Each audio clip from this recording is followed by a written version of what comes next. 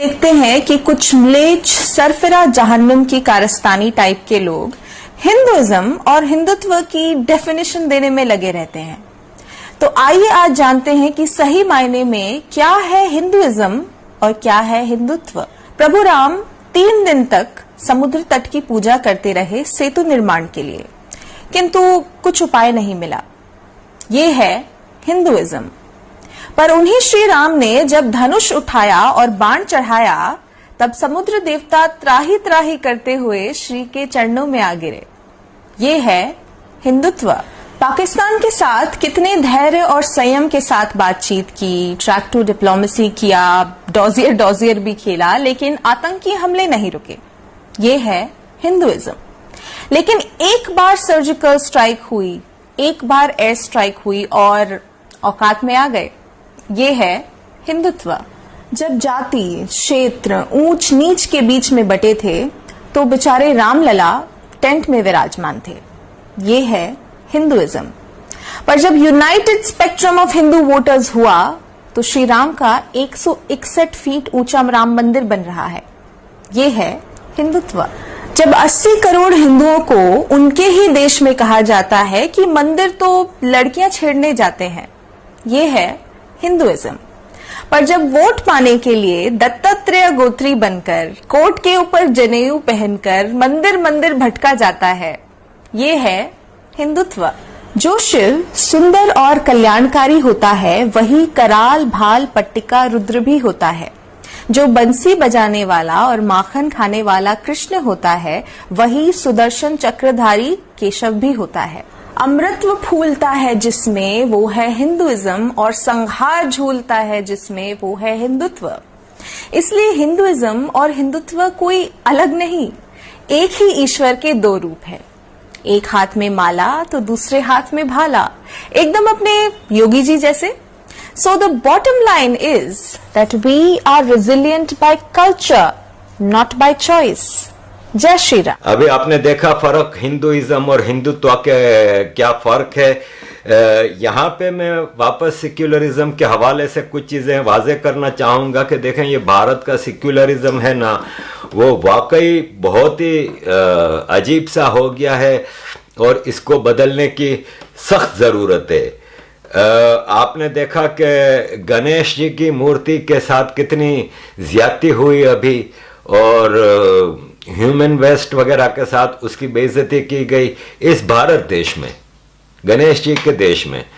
लेकिन देखें, ये हिंदू कौम एक अजीम कौम है। मैं बार बार क्यों कहता हूं कि इस जैसी टॉलरेंट कौम आपको दुनिया में कहीं नहीं मिलेगी।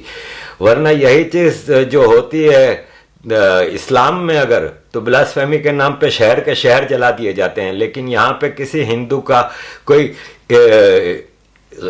गलत किस्म का रिएक्शन नहीं आया। दुख होता है मुझ जैसे एक आम आदमी को जो कि सनातन धर्म से ताल्लुक रखता है, उसको भी बड़ा दुख होता है। लेकिन ये भारत में हो रहा है, इसको रोकना जरूरी है। भारतीय सेक्युलरिज्म की एक वाज़ेह मिसाल आप ये भी देख सकते हैं कि हुमायूं, जो कि चलें ये कहते हैं कि औरंगजेब वहां पे पैदा हुआ था, ये पैदा हुआ था, वो पैदा हुआ था, हुमायूं तो इन्वेडर था ना।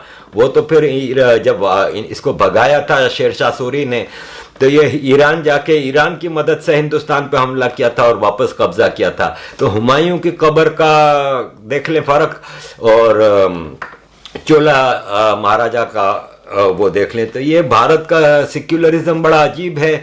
यहाँ पे आपको सेक्युलरिज्म के बारे में मुसलमानों के भाषण भी बड़े अजीब मिलेंगे आपको। जैसे कि हमारे ये असदुद्दीन अवैसी साहब हैं, ये आपको सेक्युलरिज्म का एक नया मानी दिखाएंगे। इनके झंडे का रंग हरा है, सबसे ग्रीन है, और उस पे चांद तारा भी आपको मिलेगा, कहीं आपको सफरोन नहीं मिलेगा। यानी हिंदुस्तान के मुसलमानों के जो कम्युनल लीडर्स हैं, मैं बार बार आपको कह रहा हूं कि ये सब हिंदुस्तान से बहुत प्यार करते हैं। इसमें मैं वाकई सच्चा बता रहा हूं आपको कि ये सब हिंदुस्तान से प्यार करते हैं और बहुत ज्यादा प्यार करते हैं।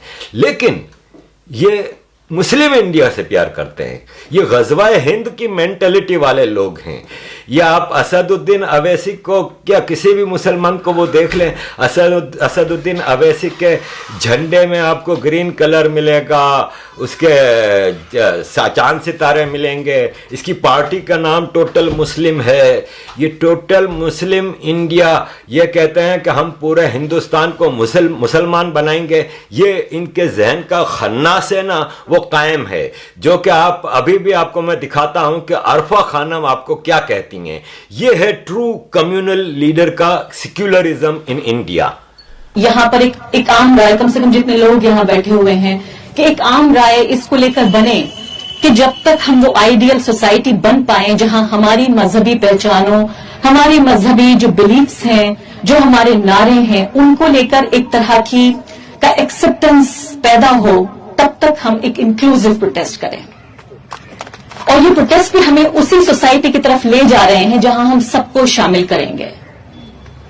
तो हम अपनी जो आइडियोलॉजी है उससे कॉम्प्रोमाइज नहीं कर रहे हैं। फिर से मैं यहां पर इसको आई वांट टू रीट्रेट, यहां हम अपनी आइडियोलॉजी से कॉम्प्रोमाइज नहीं कर रहे हैं, हम अपनी स्ट्रेटेजी बदल रहे हैं। यहां पर एक और बदकिस्मती से इसमें हमारे सो कॉल्ड हिंदू, पता नहीं ये हिंदू हैं भी या नहीं, जैसे जस्टिस काचू हैं या पता नहीं क्या हैं, काजू साहब, ये जब देखो तब पता नहीं क्या समझ के उठ के आ जाते हैं, सेक्युलरिज्म के नाम पे हिंदुओं को ही दबाया जाएगा। हमेशा ये रिवायत रही है कि हिंदुओं को दबाओ, दैट इज सेक्युलरिज्म, और मुसलमानों को अपीस करो, दैट इज सेक्युलरिज्म। तो हिंदुस्तान के सेक्युलरिज्म को बदलने की बहुत सख्त ज़रूरत है। जैसे कि माजी में मैंने कई वीडियो में बताया कि भारत के जो कम्युनल लीडर्स हैं, हिंदू भी हैं, जो कि वो अपीसमेंट के चक्कर में रहते हैं, जैसे ममता जी हैं बंगाल की, अखिलेश है, ये अपने केजरीवाल साहब हैं, या सोनिया गांधी हैं, राहुल गांधी हैं, इनकी सियासत भरी पड़ी है मुसलमानों की अपीसमेंट से। और ये इनकी नज़र में सेक्युलरिज्म ये है कि आप मुसलमानों के जो त्यौहार होते हैं, जो मजहबी जो फेस्टिवल्स होते हैं या कोई दिन आता है, तो उनके लिए सेक्युलरिज्म ये है कि टोपी पहन के मुसलमानी गेटअप में जाके आप मस्जिद में या मज़ार पे जाके दुआ मांगे और टोटल मुसलमान के स्टाइल में वो करें, ये सेक्युलरिज्म है। लेकिन मेरी नज़र में सेक्युलरिज्म ये है जो योगी जी कर रहे हैं। देखें, योगी जी मज़ार पे जाते हैं, इन्होंने एज ए रूलर गए हैं, वो उन्होंने ये देखें, इस्लाम भी यही कहता है कि रूलर को हर मजहब की हिफाजत करनी चाहिए, ये वो that's what Yogi ji is doing. ये गए हैं मज़ार पे, इन्होंने मज़ार को वो पूरा देखभाल किया, सब कुछ किया, और वहाँ पे जितने काम कराने हैं, जो भी करने हैं, उनकी ज़रूरियात पूरी कर रहे हैं। लेकिन इसका मतलब ये नहीं कि वो कह रहे हैं मैं टोपी पहन लूंगा। उन्होंने टोपी पहनने से भी इनकार किया, उन्होंने कहा नहीं, मैं ना यहाँ पे दुआ वुआ मांगने नहीं आया, मैं मुसलमान थोड़ी हूँ। तो Yogi ji is a model, that is true Sanatan Dharma. ये आदमी, मैं फैन होता जा रहा हूं।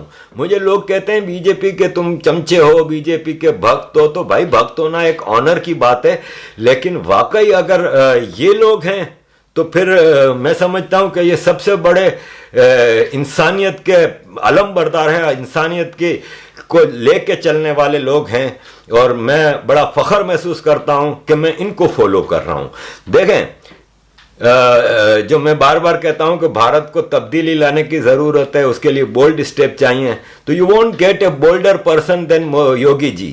देखें, योगी जी अभी जो मुगल लास्ट कुछ अरसे पहले इन्होंने मुगल म्यूजियम बनाने का जो ऐलान किया था, तो लोग हैरान थे कि योगी जी ऐसा आदमी मुगल म्यूजियम बना रहा है। तो वो अपनी इतिहास, अपनी तारीख को बताना चाह रहे थे, तो योगी जी ने ऐलान किया कि मुगल म्यूजियम का नाम मुगल म्यूजियम नहीं होगा, इसका नाम छत्रपति शिवाजी महाराज होगा, म्यूजियम होगा।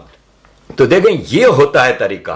आप देखें योगी जी किस तरह अपने फर्ज को पूरा भी कर रहे हैं और बोल्डली अपने जो चीजें हैं उसको रख रहे हैं। हुमायूंपुर को हमने हनुमानपुर कर दिया है, इस्लामपुर को ईश्वरपुर कर दिया है, और भी करेंगे अभी जी, और भी बदलेंगे। जो हमारे अनुकूल होगा हम वो काम करेंगे, जिससे हमारी पहचान होगी उसको हम करेंगे, और कोई बुरा नहीं है ये। अगर नाम बदल दिया है आपने मायावती जी को नहीं कहा जिन्होंने अकबरपुर को अम्बेडकर नगर कर दिया है? जब इसको भी तो बोलिए। आप कहिए कि मेरे दिल में सिर्फ हिंदू बसते हैं और मैं सबका साथ सबका विकास नहीं, हिंदू का साथ हिंदू का विकास, फिर सबका हटा दीजिए। फिर ये विकास, ये तो नामकरण हुए हैं।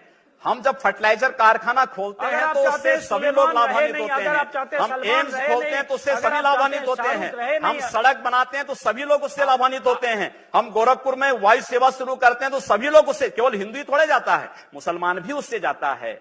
एम्स बनेगा तो सभी लोगों का उपचार होगा। और यही नहीं, आप दूर की बात कर रहे हैं, आप जाइए गोरखनाथ मंदिर में जाइए पहले, और गोरखनाथ मंदिर के अन्न क्षेत्र में जाइए। जितना हिंदू भोजन नहीं पाता होगा उससे ज्यादा मुसलमान भोजन पाता है। गोरखनाथ मंदिर के चिकित्सालय में जाइए, जितने हिंदुओं का उपचार नहीं होता होगा उससे ज्यादा मुसलमान उससे लाभान्वित होता है। क्या बात कर रहे हैं? चलिए, नहीं कोई बात नहीं कर रहा हूं मैं, तो जो आपने किया उसी के आपको बता रहा हूं। मैं बात कहां कर रहा हूं, मैं तो तथ्य पे बात करूं। एक मिनट आप, नहीं एक मिनट।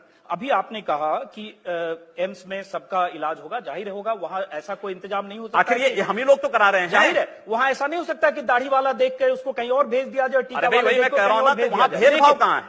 लेकिन फिर ये लड़ाई क्यों ऐसी है कि मियां बाजार का नाम माया बाजार या उर्दू बाजार का नाम हिंदी बाजार, अली नगर को, जिसका जो नाम है रहने दीजिए। क्यों रहने दे?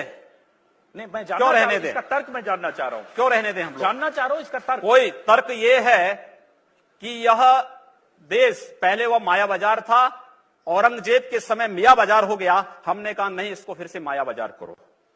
इस्लामपुर नहीं था, पहले ईश्वरपुर था, इस्लामपुर जबरन कर दिया गया। हमने कहा फिर से ईश्वरपुर करो। तो ये जो हनुमानपुर था उसको हुमायूंपुर किया गया, फिर से हनुमानपुर किया गया। बहुत अच्छा, कोई बुरा नहीं किया।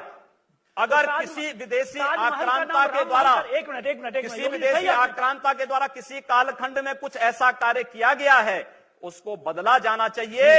यह देश की सांस्कृतिक